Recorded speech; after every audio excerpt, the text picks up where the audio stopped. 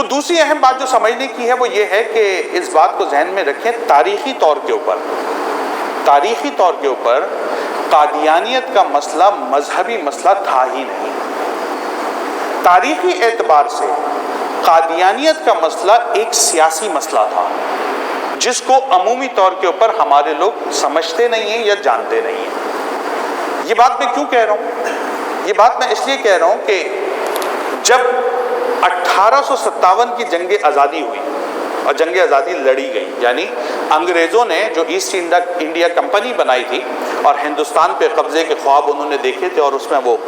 Successful ہوتے گئے، اور انہوں نے پھر علماء کو ناحق شہید کرنا شروع کیا، لوگوں کو قتل کیا، حکومت کے اوپر غلبہ حاصل کرنا شروع کیا، اور بہادر شاہ ظفر جو ہماری ایک مغل سلطنت کا آخری شخص تھا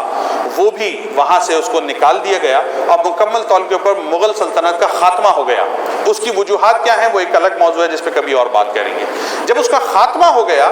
تو 1857 کی جنگ آزادی کے بعد اس بات کا مکمل طور پر پلان بنایا گیا کہ مسلمانوں میں سے جذبہ جہاد کو کس طرح سے ختم کر دیا جائے،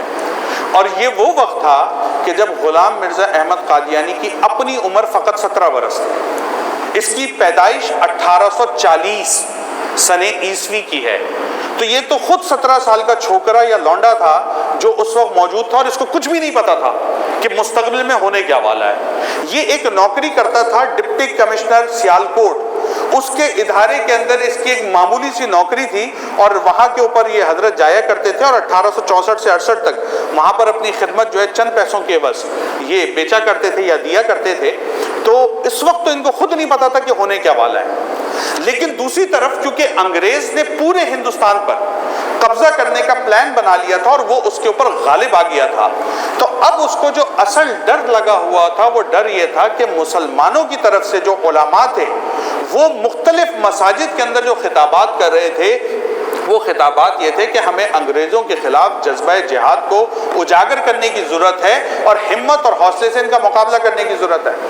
اب مسلمان کیونکہ ہر طرف سے جہاد کے جذبے سے سرشار ہو رہے تھے اور کسی صورت انگریز کی حکومت کو قبول کرنے کو تیار نہیں تھے، اس وجہ سے انگریزوں نے اس حوالے سے پورا پلان بنایا تھا کہ مسلمانوں میں سے جذبہ جہاد کو کس طرح سے ختم کر دیا جائے۔ اب یہ بات میں بالکل اپنی طرف سے نہیں کہہ رہا، پورا ڈاکیومنٹ میں لے کر آیا ہوں، آپ کو سناتا ہوں۔